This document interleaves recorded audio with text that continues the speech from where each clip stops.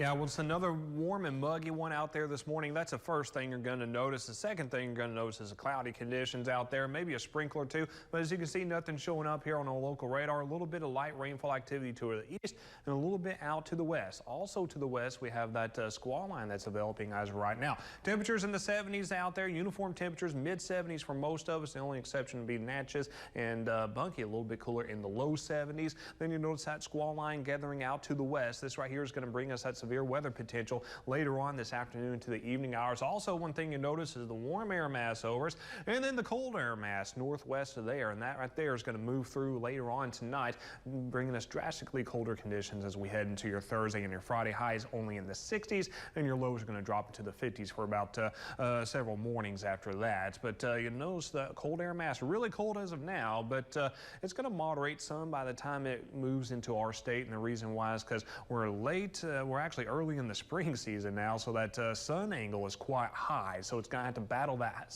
high sun angle later on today. So trust me, it looks very cold now, and it is now, but by the time it reaches our state, it is going to moderate a little bit. You'll notice further north, it does have a winter side to it, of course, for parts of the Dakotas and also the Minnesota as well. That continues to pull up to the north and east, dragging that cold air mass back down behind it. That's going to keep us cool for your Thursday and Friday. As we reach your Saturday time frame, we start to have a little bit of upper level ridging, just enough that we're going to start to dry things out for your Saturday. Still sticking with those mostly cloudy skies though, but those temperatures will be close to average, back into the 70s. Then we're going to be in the upper 70s for Sunday. A mix of sun and clouds on Sunday, a little bit clearer, but we're still going to have partly cloudy skies on the average, and then upper level high pressure moves in early next week. So threat level 2 out of 5 for us later on this afternoon to the evening hours, and that means scattered severe storms will be possible. As far as the rain and storm activity itself, that right there is actually going to be widespread throughout our area, but kind of the embedded severe storms within it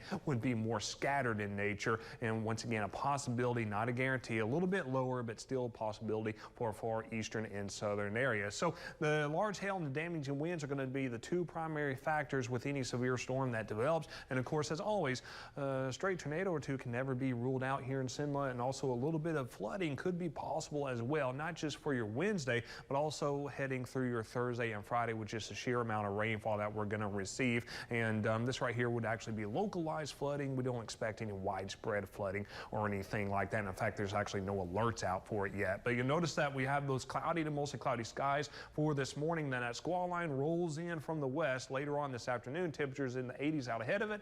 Rain, cool air behind that. Then the cold air mass moves in later on tonight, cooling us down into this right here is, I think, is a little bit on the warm side. I think we're going to dip to the upper 50s there for your Thursday morning.